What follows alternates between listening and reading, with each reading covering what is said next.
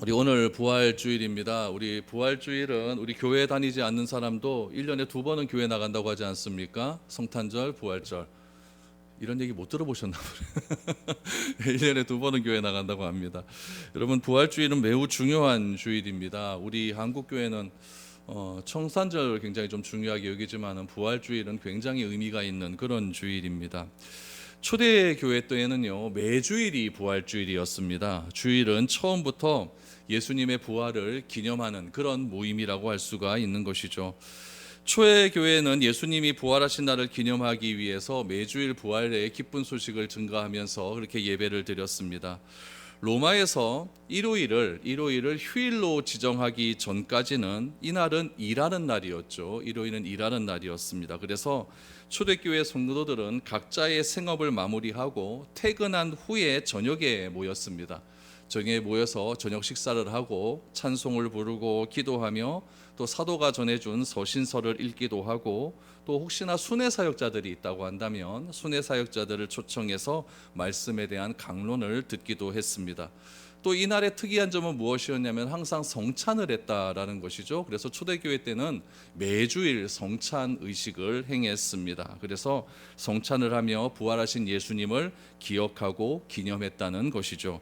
이것이 여러분 주일 예배의 시작이다라는 이야기입니다. 그러므로 이 주일 예배라고 하는 것은 매주일 부활하신 주님에 대한 것들을 기억하며 기념하며 부활의 주님을 내가 믿겠다라고 이렇게 고백하는 그런 시간이다라고 여러분들이 보시면 됩니다. 그렇다고 한다면 여러분이 교회 안에서 이 부활의 사건을 믿지 못한다라고 하는 것은 상상도 하지 못할 그런 일이겠죠. 그런데 오늘 바울은 오늘 고린도 교회에 보낸 편지를 통해서 고린도 교회 안에 부활의 사건을 믿지 못하는 사람이 있다라는 소식을 듣게 됩니다. 그래서 이 교회 안에서 예수를 믿겠다라고 말을 하면서도 부활을 믿지 못하는 그런 사람들에게 바울은 증거를 하고 있는 것입니다. 부활의 사건은 진짜 있는 사건이다.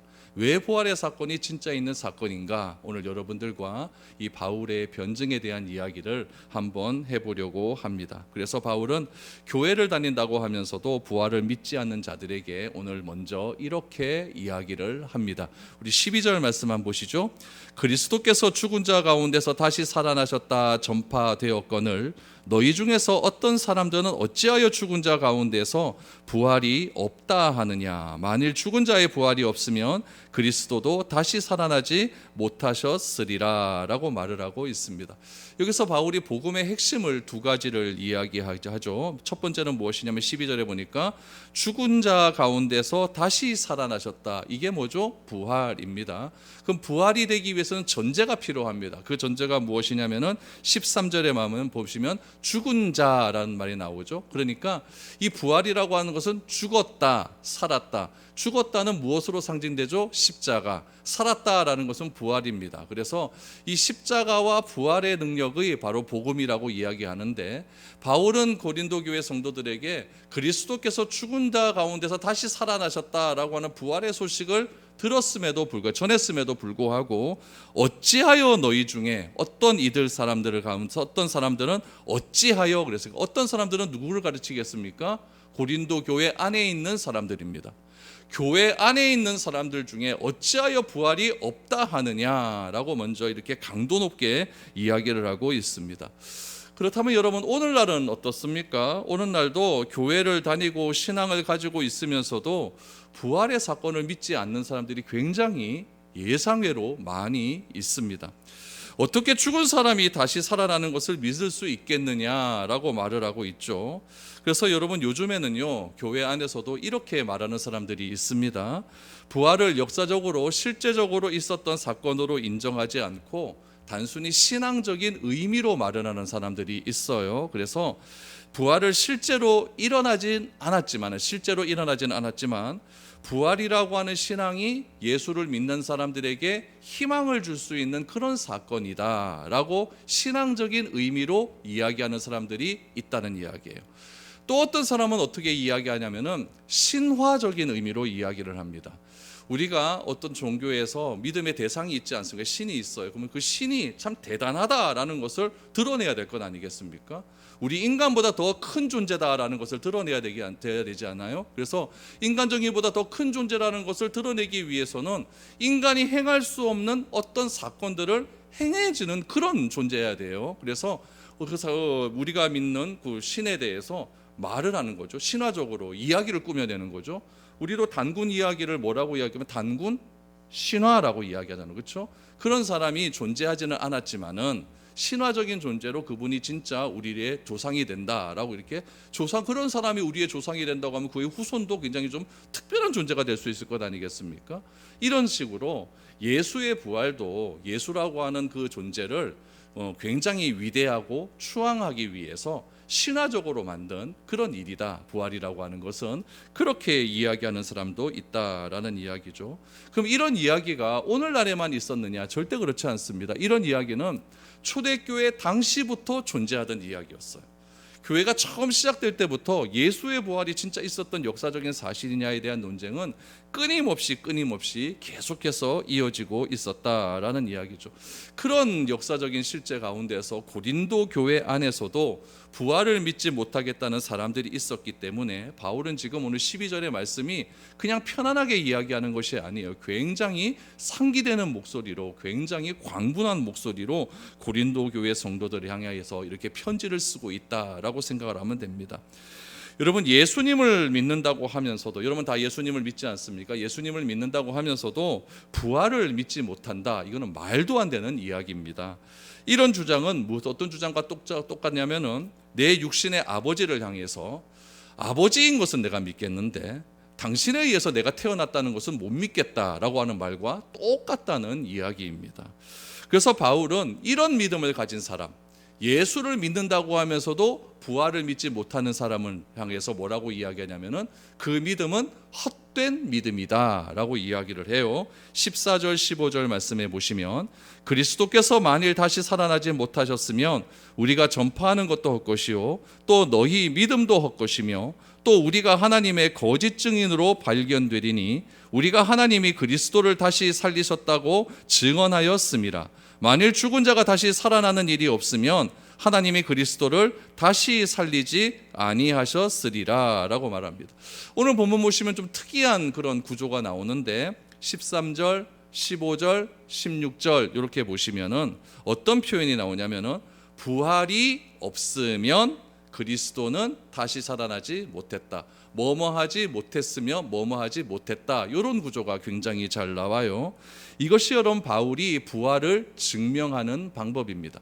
그러면 우리가 생각을 해요. 왜 그 고린도 교회 사람들은 부활을 믿지 못했을까? 이 부활은 다 우리가 믿어야 예수를 믿는 거라고 할 수 있는데 왜 믿지 못했을까? 그것은 그 당시에 철학적인 영향이 있었다라고 여러분 생각하시면 됩니다. 그 당시에 어떤 철학의 영향을 받았냐면은 여러분 이런 사람 알 거예요. 플라톤이라는 사람 알죠? 이 사람의 가장 큰 핵심은 무엇이냐면은 이 땅의 세계는 악한 거예요. 악한데 저 영원의 세계가 있어요. 그 영혼의 세계를 뭐라고 이야기하냐면 이데아라고 이야기해요. 이 땅의 세계는 악하고 영혼의 세계는 선한 거예요. 그럼 이 땅의 세계에 존재하는 이 육체가 있지 않습니까? 그럼 육체도 악한 것이고 육체 안에 있는 영이 있어요. 그 영은 선하다 이렇게 이야기를 해요. 그럼 여러분 우리는 악한 것을 추구하겠습니까? 선한 것을 추구해야 되겠습니까? 선한 것을 추구해야 되겠죠. 이 선한 영이 이 악한 육체 안에 사로잡혀 있으니까 이 육체가 선하지를 못하는 거예요. 그래서 이 악한 육체 안에 사로잡혀 있는 이 영이 탈출해서 저기 선한 어떤 그 이데아라고 하는 그 공간에 가기 위해서는 어떻게 되느냐? 죽음이 필수적이라는 거예요. 우리가 죽어야 이 악한 육체에서 탈출을 해서 이 선한 영이 어디로 갈 수 있느냐? 저기 아주 좋은 이데아로 갈 수 있다라고 주장하는 사람이 플라톤이라고 하는 사람이에요. 그럼 여러분 생각해 보세요. 우리가 이 악한 육체에서 영이 빠져나가야 선한 곳으로 갈 수가 있는데 우리가 육적인 부활을 한다라고 하면은 우리 영이 다시 이 악한 육체로 들어가야 되잖아요. 그럼 이건 좋은 거예요? 나쁜 거예요? 나쁜 게 되는 거예요. 그래서 플라톤은요, 이 부활 이거 없다라고 이렇게 이야기하는 사람이에요. 그 영향이 어디에 들어왔느냐? 고린도 지방에 가득 차 있는 거예요.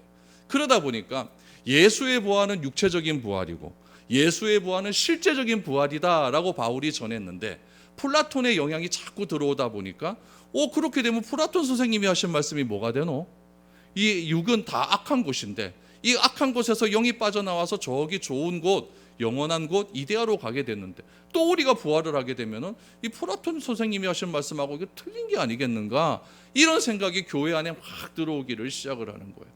오늘날에도 여러분 교회에서 자꾸만 이게 부활이 없다라고 이야기하는 이유는 무엇이냐면은 오늘날의 시대는 플라톤의 철학의 시대가 아니에요. 오늘날의 시대가 뭐냐면 증명하는 시기예요. 증거가 분명히 과학적인 시대예요. 그래서 1 더하기 1은 2라고 딱 증명이 돼요. 수학적으로 딱 증명이 돼야 내가 그거 믿겠다라고 하는 그런 시대에 살고 있지 않습니까? 그럼 부활이 어떻게 그게 우리에게 증명이 될 수가 있어요? 안 되잖아요. 그렇죠? 내가 보지도 않았고 내가 경험하지도 못했고 이 세상 천지에 다시 살아났다고 하는 사람은 한 명도 없는데 어떻게 예수가 부활할 수 있겠느냐, 이런 생각들이 교회 안에 들어오다 보니까 이 부활은 우리가 신화적이고 부활은 신앙적이다라고 하는 생각들이 교회 안에 굉장히 가득 차게 있다라는 이야기죠. 이런 상황에서 바울이 이야기하는 거예요. 고린도 교회 성도들에게 부활이 없다라고 생각하는 것은 여러분 진짜 그것은 잘못된 것이다 라고 이야기를 하는 거예요. 그래서 바울이 뭐라고 증거하느냐, 13절 15절 16절 말씀 좀 특이한 표현을 보면 이렇게 얘기해요. 부활이 없다면, 만약에 여러분 보세요, 부활이 없다면 그리스도가 부활하셨을까? 생각 잘 해보세요. 부활이라고 하는 개념이 있다는 것은 있다는 얘기 아닙니까? 그렇죠? 요거는 컵이잖아요. 그렇죠? 요 컵은 있으니까 컵 아닙니까? 이 컵이 없으면 컵이란 말이 있을까요? 없을까요? 없죠. 그렇죠? 부활이라고 하는 것은 있으니까 그리스도가 부활한 것이다. 그러니까 부활이 있으니까 예수님이 부활한 것 아니겠느냐, 이렇게 이야기를 하는 거예요. 그러니까 바울은 이야기하는 거예요. 바울은 예수님이 부활하신 증거는 무엇인가? 부활했기 때문에 증거한 거다 라는 얘기. 부활이라고 하는 개념이 있으니까 부활한 것이지, 그런 개념이 없다고 한다면 어떻게 그리스도께서 부활할 수 있겠는가라고 이야기를 하고 있는 거예요. 그러니까 여러분, 이 바울의 이 말은요, 논리적으로 하나도 안 맞아요. 하나도 안 맞아요. 그러니까 바울은 어떻게 생각하느냐, 부활은요, 우리가 예수님이 나를 위해 십자가에서 못 박혀 죽으시고 부활했다, 이거는요 설득되어지는 게 아니에요. 부활은 논리적으로 여러분 그 사람들한테 무슨 글로써 설득되어지는 것이 아니라 부활은 무엇인가 증거되어지는 것이다 라고 이야기를 해요. 그래서 여러분 자세히 한번 보세요. 여러분 15절 말씀 속에서 보니까 15장을 시작하면서 바울은 무엇이라고 이야기하냐면은 부활을 목격한 증인들을 열거할 때 8절 말씀 보십시오. 15장 8절을 보니까 맨 나중에 만삭되지 못하여 난 자 같은 내게도 보이셨느니라 라고 말을 해요. 그럼 바울은 부활을 목격했다는 얘기예요? 안 했다는 이야기예요? 했다는 얘기예요. 나에게 보이셨다고 그랬으니까 했다는 이야기예요. 했으니까 바울은 아직까지 부활을 믿지 못하는 사람들에게 그것을 설득하는 것이 아니라, 여러분 15절 말씀이 굉장히 중요해요. 15절 말씀에서 뭐라고 이야기하냐면 나는 증언한다라고 이야기합니다. 이게 중요한 거예요. 부활은 여러분 꼭 기억하십시오. 부활은 설득시키는 사건이 아니라 뭐 하는 사건이다? 증언하는 사건이에요. 왜 증언할 수가 있습니까? 만삭되어 나지 못한 나 같은 자에게도 주께서 부활을 보이셨기 때문에. 보이셨다는 건 내가 목격했다는 거 아닙니까? 목격했기 때문에 나는 목격한 그대로 뭐 한다? 증언한다 라는 이야기예요. 그럼 여러분, 예수님이 부활하셨다라는 것은 예수님이 살아계신다라는 뜻 아니겠습니까? 살아있다라는 것은 지금도 살아계신다는 이야기예요. 이 사실을 믿지 못한다고 한다면요, 이 기독교는요 아무런 의미 없는 종교가 되고 맙니다. 허상이 되고 마는 거예요. 왜 우리가 예수를 믿어야 할까요? 왜 우리가 예수의 부활을 믿어야 할까요? 왜 많은 성인 가운데 예수이어만 할까요? 여러분, 우리가 예수를 믿는 이유가 착하고 지혜롭고 도덕적으로 살기 위해서 예수를 믿습니까? 여러분, 그렇다고 한다면 공자 선생님의 말씀을 잘 들으십시오. 공자 선생님의 그 유학의 가르침을 잘 따르면요 정말 착하고 선하고 의롭고 효자로 살아갈 수가 있습니다. 여러분들이 세상을 통달하고 살아가고 있습니까? 그럼 불경을 많이 애우십시오. 불경의 세계관에 보면은요 관세음보살이라고 하는 말이 있어요. 나무아미타불 관세음보살하죠. 관세음보살. 이 관세음보살이란 말이 굉장히 좋은 말이에요. 관이라고 하는 말이 무슨 말이냐면은 보다라는 뜻이에요. 관망하다 뭐 이런 말 있지 않습니까? 보다. 세음이라고 하는 말은 무슨 말이냐면 세상의 소리라는 뜻이에요. 세음, 세상의 소리.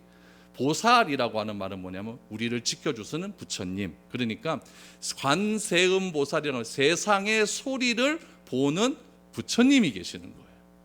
근데 나무아미타불 그러잖아요. 나무라고 하는 말은 뭐냐면은 인도어인데 나무라는 말은 뭐냐면은 경배하다라는 이야기예요. 타불 그런 것은 타불이라고 하는 부처님께 경배하다라는 뜻이에요. 그러니까 여러분 보세요. 내가 세상에 살아가면서 이건 불교의 세계관입니다.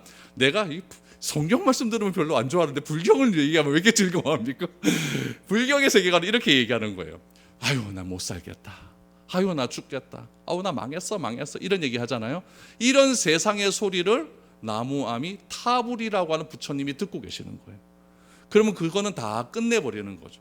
그래서 우리 불자들이 얘기할 때 나무아미타불 관세음보살 그러면 어떨 때 그렇게 얘기하냐면은 막 세상에서 막 어지러운 일이 일어나고 막 우리 자식이 막 나는 못 살겠어요 못 살겠 이런 얘기하면은 불자들은 나무아미타불 관세음보살 그런 건 뭐냐면은 아이고 이거 우리 그 관세음보살님께서 이거 다 그냥 다 날아가시는구나 우리를 떠나가시는구나 그러니까 우리는 나무라고 하는 부처님께 경배해야겠다 그런 의미가 담겨져 있는 거예요.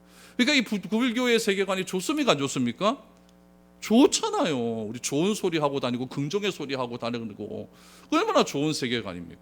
그럼 여러분들이 좋은 세계관 속에서 좋은 말하고 다니고 아주 지혜로운 말하고 다니고 그러려면 부처님 믿으면 되는 거예요. 그럼 우리가 예수라는 존재를 왜 믿습니까? 우리가 좋은 말 하려고 예수님 믿습니까? 이거 아니잖아요. 우리가 슬기로운 생활을 하려고 예수님 믿습니까? 이것도 아니잖아요. 우리가 뭐 윤리적으로 도덕적으로 깨끗한 삶 살려고 예수님 믿습니까? 그것도 아니라는 이야기예요. 여러분 중요한 것은 무엇이냐면은 이 부활이라고 하는 것은 우리의 인격 수양을 목적으로 하지 않는다는 이야기예요. 내가 부활하신 예수님을 믿는다라는 것은 내 인격적으로 더 올바르게 살아가고 내 언어가 더 바르게 되어지고 이것을 목적으로 우리가 부활을 믿는 것은 아니라는 이야기예요. 왜 부활을 우리가 믿어야 되는가? 여러분 꼭 기억하십시오. 부활은 일회적인 사건이 아니에요. 예수님의 부활로 끝나는 사건이 아니에요. 어떻게 할 수가 있느냐? 우리 고린도전서 15장 20절 이하를 보십시오. 그러나 이제 그리스도께서 죽은 자 가운데서 다시 살아나사 잠자는 자들의 첫 열매가 되셨도다. 사망이 한 사람으로 말미암았으니 죽은 자의 부활도 한 사람으로 말미암느니라 라고 말합니다. 여기서 여러분들이 주목해야 될 말이 뭐냐면 첫 열매라는 이야기예요. 첫 열매라는 것은 무슨 의미가 있을까요? 두 번째 열매도 있다는 이야기예요. 세 번째 열매도 있다는 이야기예요. 만약에 두 번째 열매와 세 번째 열매가 없다고 한다면 그냥 그리스도는 잠자는 자들의 열매가 되셨다라고 말하면 그만이에요. 근데 첫 열매가 되시고 첫 열매가 되셨다라고 하는 이야기는 뭐냐면은 장차 우리들도 다 죽을 것인데 우리들도 두 번째, 세 번째 열매가 될 수 있다라는 것을 이야기하고 있는 것이죠. 그러니까 이 하나님께서는 우리를 어떻게 불러주셨느냐? 그냥 우리를 두 번째 부활로, 세 번째 부활로 불러주신 거예요. 두 번째 열매, 세 번째 열매로 불러주신 거예요. 다른 것으로 우리가 불러진 게 아니에요. 나도 예수님께서 부활하신 것처럼 나도 부활할 수 있다라고 하는 부활의 열매로서 우리를 불러주신 것이지 우리를 단순히 인격적으로 잘 살아라, 좋은 말하고 살아라 이게 이렇게 하라고 불러주신 것이 아니다라는 것을 분명히 기억해야 된다는 겁니다. 그래서 내가 부활의 두 번째 증인이 되었고 내가 부활의 세 번째 증인이 되었다고 한다면 그래서 내가 부활을 경험했다고 한다면 오늘 바울이 15절의 말씀처럼 증언했다라고 하는 것처럼 나도 뭘 해야 됩니까? 증언해야 되는 거예요. 왜요? 내가 부활의 증인, 당사자가 되었기 때문에 나도 증언할 수 있어야 된다라는 이야기죠. 내가 부활의 당사자가 되는 건 언제 당사자가 될까요? 내가 죽은 다음에 예수님이 다시 재림하실 때 우리가 다시 다 부활할 건 아니겠습니까? 그때 우리는 부활의 당사자가 되는 것이고 첫 번째로 부활하신 그 예수님을 내가 나도 믿는다라고 할 때 내가 부활의 목격자가 될 수가 있는 겁니다. 그러면 나도 부활을 증언할 수 있어야 된다는 이야기죠. 그러나 오늘날에는 무엇이 가장 큰 문제냐면요. 사건에 대해서 아는 사람은 많아요. 우리도 보면 뭐 세상에 뭐 여러 가지 사건들이 있지 않습니까? 그런 사건에 대해서 아는 사람은 많은데 그 사건을 직접적으로 경험한 사람이 없어요. 그러니까 그냥 아는 것으로 끝나는 거예요. 여러분들이 만약에 어떤 특별한 사건이 있는데 그 사건을 경험했다고 한다면 절대로 가만히 있지 않습니다. 누구에게 말하고 다닙니다. 제가 여러분들에게 몇 번 얘기했는데 저는 고등학교 3학년 졸업식 마치고 KBS 화장실에서 저는 서세원을 만났습니다. 저는 서세원 만난 것의 증인입니다. 저는 아직도 그걸 이야기하고 다녀요. 뭐 연예인을 저 화장실에서 같이 이렇게 했거든요. 얼마나 놀라운 일입니까? 그걸 저도 아직도 이야기하고 다녀요. 왜 이야기하고 다닐까요? 내가 목격했으니까, 내가 눈으로 봤으니까. 그러니까 예수님도 마찬가지예요. 예수님도 부활했다라고 한다면 그 부활을 목격한 사람은 얼마나 놀라운 일입니까? 그거를 말하지 않을 수가 없는 거예요. 그래서 바울은 뭐라고 이야기해요? 이 부활의 사건은 설득되는 것이 아니라 부활은 증언되는 것이다 라고 그렇게 이야기를 하고 있는 것이죠.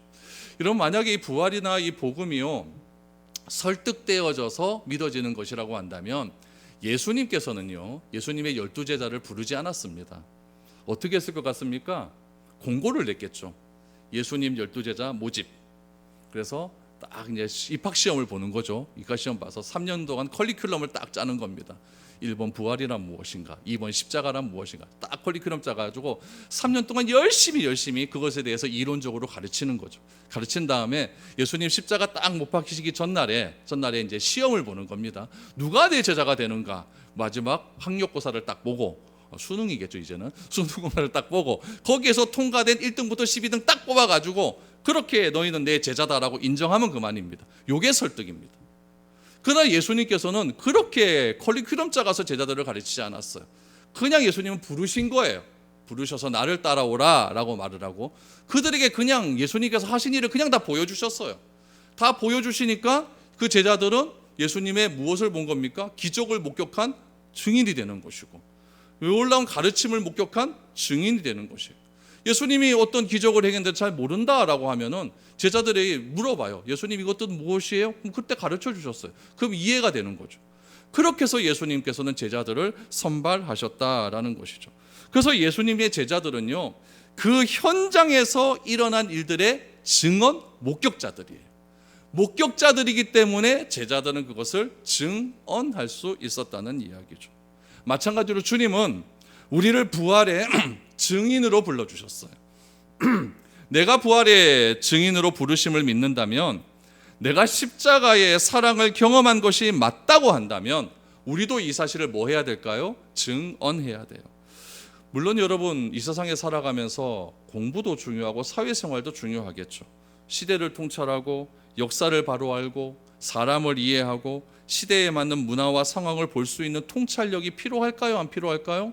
꼭 필요한 일입니다. 그러나 내가 직접 경험해보지 못한 하나님의 사랑, 내가 직접 경험하지 못한 부활의 능력, 내가 직접 경험하지 못한 십자가의 사랑은요 공부로서 알 수 있는 사실은 절대 아니라는 이야기예요. 책으로 습득될 수 있는 것이 아니라는 이야기예요. 기독교의 역사 가운데 복음은 어떻게 되었느냐? 공부로서 증언되는 것이 아니라 여러분 복음은 그냥 증언되었어요. 내가 그 사실을 목격한, 내가 그것을 경험한 사람들에 의해서 증언되어서 그 증언이 오늘날 우리에게까지 오게 되었다라는 이야기죠. 그래서 성경의 증언을 직접 삶으로 살아낸 사람들에 의해서 이 복음은 우리에게까지 오게 되었다라는 이야기죠. 그게 여러분 140년 전의 이야기입니다. 140년 전에 여러분 언더우드와 아펜젤러가 그 외에 또 5명의 사람이 여러분 이 땅에 제물포항에 오지 않았습니까? 제물포항에 와서 자기들이 목격하고 자기들이 경험했던 그 예수를 증언하기 시작하지 않았습니까? 그 증언된 복음이 오늘 우리에게도 찾아와서 그 복음을 듣고 우리가 예수님을 믿게 되었다라는 이야기죠. 그렇다면 이 부활의 역사성을 부정하는 이런 사람들을 향하여 우리가 어떻게 받아들여야 될까? 어떻게 그들에게 이 부활의 역사성을 증거해야 될까? 오늘 여러분들에게 4가지를 알려드립니다. 이 4가지를 잘 기억하셔서 부활이 없다라고 말하는 사람들에게 이 4가지를 말할 수 있기를 바랍니다. 첫 번째 증거는 무엇이나 빈 무덤입니다. 빈 무덤. 예수님은요 확실하게 십자가에서 죽으셨습니다. 그리고 죽으신 이후에 아리마대 요셉이라고 하는 사람에 의해서 무덤에 장사되었습니다. 우리 마태복음 27장 57에서 60절을 보십시오. 저물었을 때에 아리마대의 부자 요셉이라 하는 사람이 왔으니 그도 예수의 제자라. 빌라도에게 가서 예수의 시체를 달라 하니 이에 빌라도가 내주라 명령하거늘 요셉이 시체를 가져다가 깨끗한 세마포로 싸서 바위 속 판 자기 새 무덤에 넣어두고 큰 돌을 굴려 무덤 문에 놓고 가니라고 했습니다. 빈 무덤은요, 예수의 부활을 주장하는 초창기의 기독교인의 신념과 기록이 사실에 근거하고 있다라는 것을 증명하고 있습니다. 4개의 복음서에 부활의 증인으로 등장하는 여인은 누구였느냐? 막달라 마리아였어요. 다수의 사람이 빈 무덤에 관해 증거를 합니다. 특별히 뭐라고 이야기하는 사람이 많냐? 특별히 여인들은요, 당시에 무엇인가를 목격해도 재판관에서 여인들은 증인으로서의 자격이 없었어요. 여자들이 그만큼 대우를 받지 못하고 있던 그런 시대에 지금 예수님은 누구를 증인으로 내세우고 있냐면요, 막달라 마리아와 많은 여인들을 증인으로 내세우고 있습니다. 여러분, 그래서 부활을 부정하는 사람들은 뭐를 얘기하느냐? 여인들을 복음서에서 부활의 증인으로 내세우는 것은 이건 맞지 않는 것 아니냐, 그 당시 시대적인 문화에 맞지 않는 것 아니냐라고 이야기를 합니다. 그럼 여러분, 만약에 빈 무덤을 본 증인이 조작이라고 한다면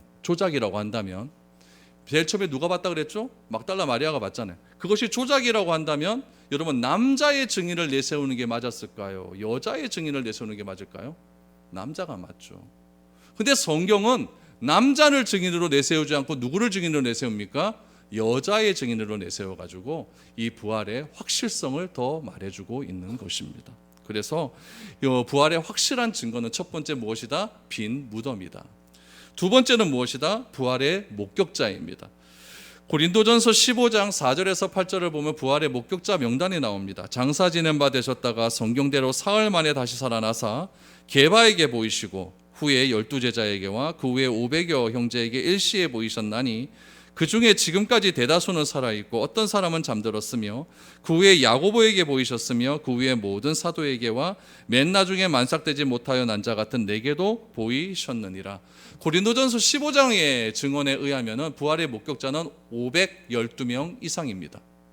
그 이상의 사람에게 예수님은 부활을 보이셨어요.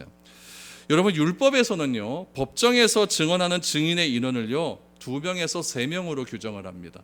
그래서 이 2명에서 3명이 어떤 사건에 대해서 같은 증언을 하면 그 증언을 참으로 인정을 해주는 그런 율법의 원칙이 있어요. 그런데 부활의 역사적인 목격자는 몇 명이 넘습니까? 500명이 넘습니다.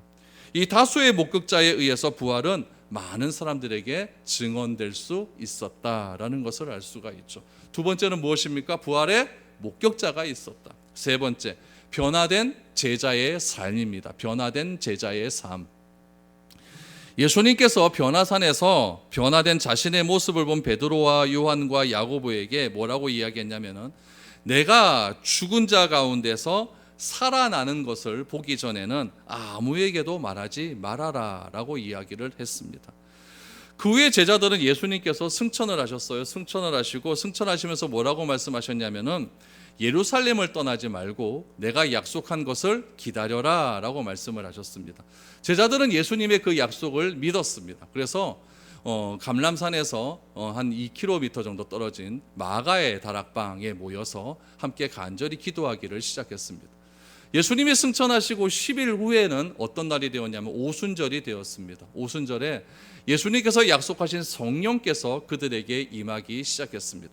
성령께서 임하자 제자들의 삶이 바뀌기 시작을 했던 것입니다. 예수님께서 변화산에서 내려오시면서 예수님의 십자가와 부활을 목격하기 전까지는 절대로 이야기하지 말라라고 했어요.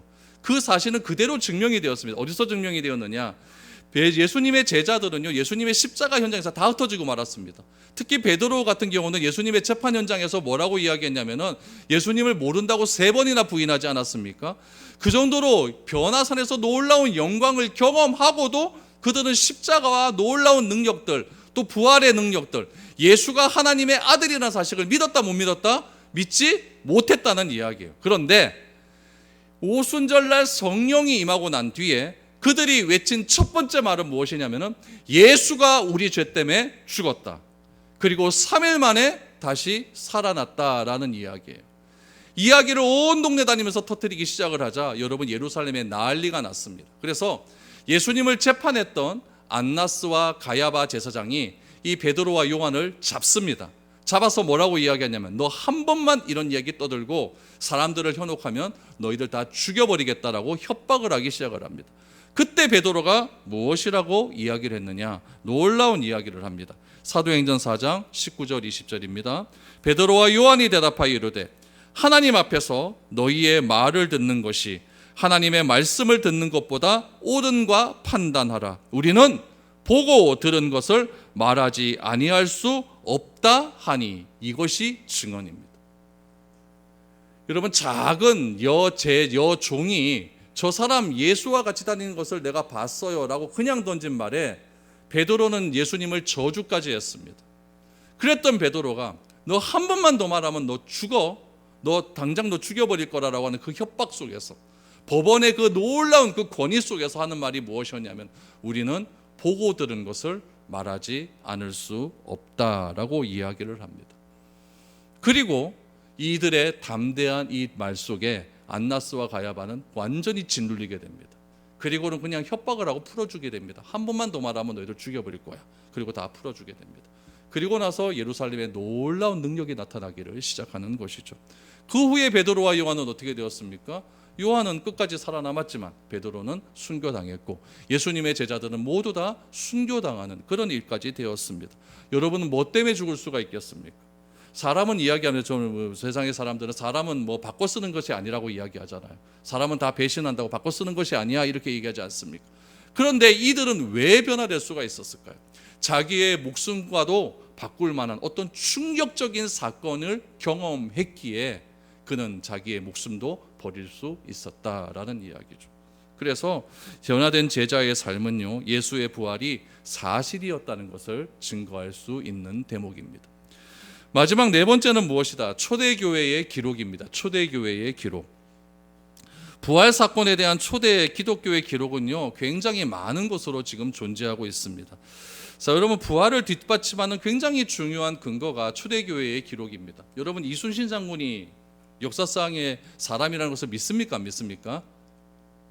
이순신 장군 있었어요? 없었어요? 있죠. 이건 초등학교 애들한테 물어봐도 다 아는 거예요. 왜 믿습니까? 기록이에요. 그냥 한 책의 기록이 아니라 그 책을 입증할 수 있는 수많은 다른 책들이 있어요. 그런 책들에 보니까 이순신이라고 하는 이름이 등장하는 걸로 봐서 이순신이 존재했다라는 것이 나와요. 마찬가지 예수라고 하는 존재도 십자가에 죽고 부활했다라고 하는 근거가 성경에만 나오는 것이 아니라 당시 초대교회의 수많은 역사적인 기록에도 다 등장을 하고 있어요. 그래서 예수의 십자가와 부활의 증거는 진짜 있었던 사건이다라는 것이 증명될 수 있었다라는 이야기죠. 특별히 여러분 고린도전서 15장에 등장하는 이 부활의 목격자들은요 부활이 교회 창립교회의 초기에 핵심적인 교리를 장착하는데 여러분 아주 주된 역할을 하는 사람들이었어요. 교회가 설립이 돼요. 교회가 설립이 되면 그냥 설립이 되는 것이 아니라 이 교회가 추구해야 될 가치가 필요할 것 아니겠습니까? 초대교회 때 그럼 우리 교회는 무슨 가치를 두고 그렇게 우리는 교회를 설립해야 되는가? 제자들은 생각하는 거예요. 그것은 십자가와 부활밖에 없다.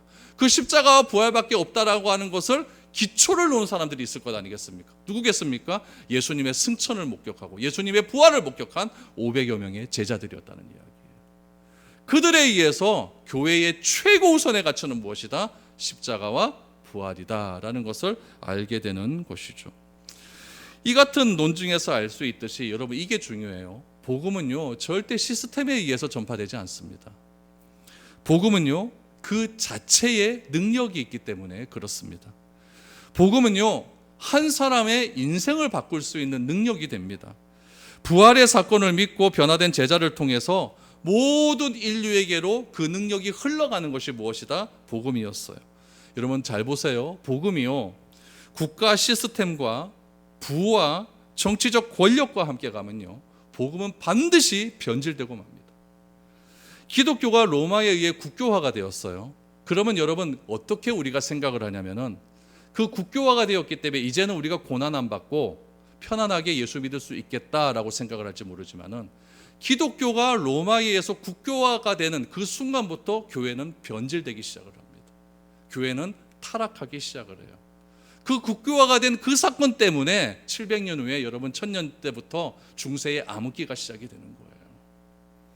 그래서 여러분 예수님은 부활하신 이후에 이게 중요해요. 제일 먼저 누구에게 나타났습니까? 여인들에게 나타났어요. 왜 그랬을까요?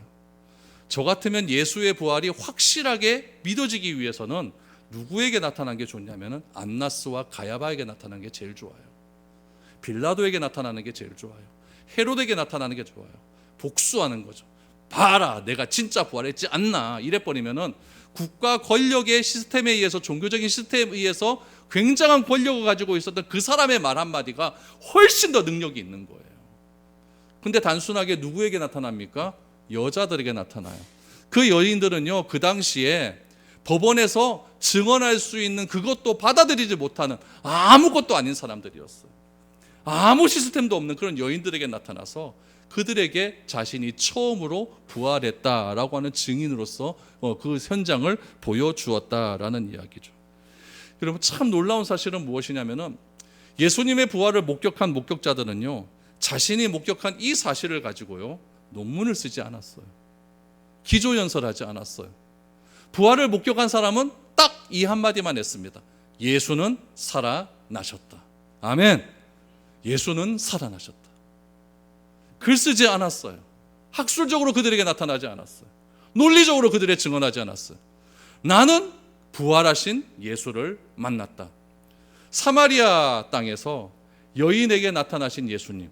그 예수님은 그 여인이 아픈 모든 아픔을 다 알고 계셨어요. 그리고 그 여인이 예수가 그리스도라는 사실을 확실히 믿고 난 다음에 물동이를 다 내밀고 두고 마을로 내려가서 한 첫 마디는 무엇이냐면 내가 그를 만났다 이겁니다. 부활의 목격자들은요 논리적으로 그들을 설득하지 않고 오로지 내가 목격한 그 예수를 증언하기 시작을 하는 거예요. 내가 그를 만났다 라고 말을 하기 시작을 하는 거예요. 여러분 왜 예수여야 합니까? 예수님은 부활하셨기 때문입니다. 왜 예수여야 됩니까? 예수님만이 죽음의 문제를 해결할 수 있기 때문에 그렇습니다. 왜 예수님이어야 됩니까? 예수님만이 사망의 모든 권세를 이기셨기 때문에 그렇습니다. 사망의 모든 권세를 이기셨기 때문에 예수님만이 우리의 구원자가 될 수 있는 것입니다. 여러분 죽음의 문제의 해결이 궁극적인 구원이에요. 그러나 우리는 죽음의 문제 말고 뭐가 가장 급합니까? 이 세상을 살아가는 데 있어서 필요한 것이 너무나 많아요. 이 필요한 것들에 대한 해결이 이 죽음의 문제보다 더 급하다고 이야기합니다. 목사님 그렇게 말하는 거 뭐 교회에서나 그래 얘기하지. 목사님 뭐 사회생활 해봤습니까? 돈 급합니다 목사님. 내 직장 취직 그것도 급합니다 목사님. 우리 자식들 장래 문제 얼마나 급한지 모르겠습니다.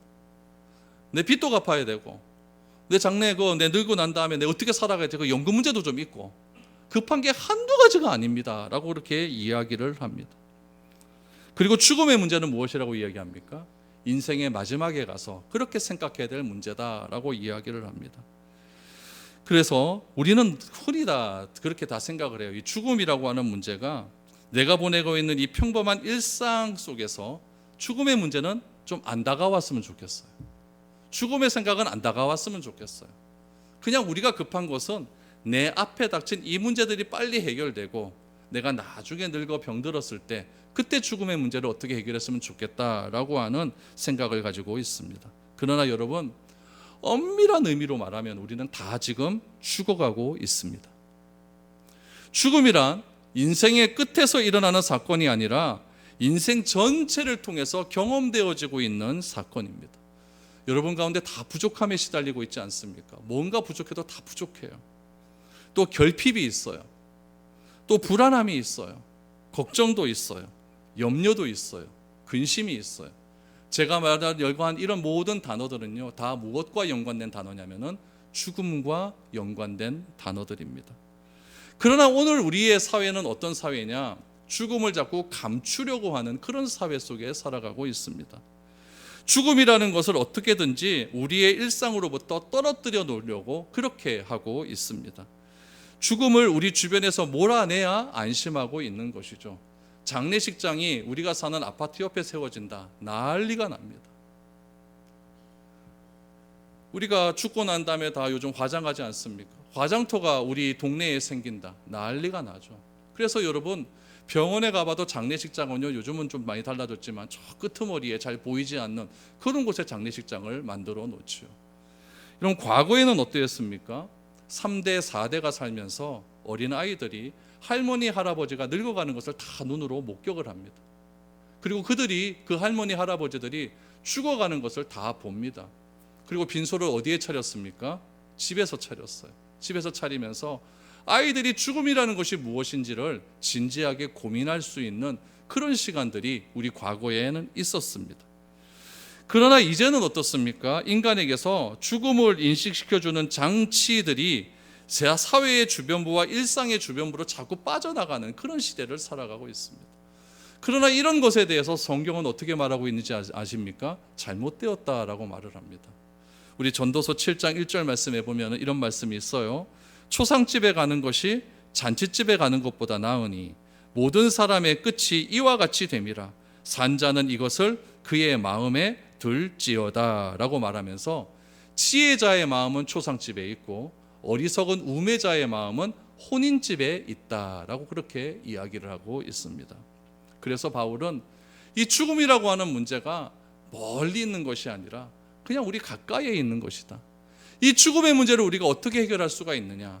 바로 예수님께서 부활의 첫 열매가 되어 주셨기 때문에 우리도 둘째, 셋째 부활의 열매가 되어서 우리는 영원을 사모하며 살아갈 수 있는 그런 존재가 되었다라고 이야기를 하는 거예요.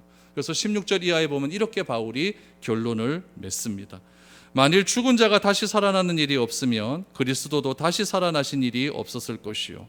그리스도께서 다시 살아나신 일이 없으면 너희의 믿음도 헛되고 너희가 여전히 죄 가운데 있을 것이요.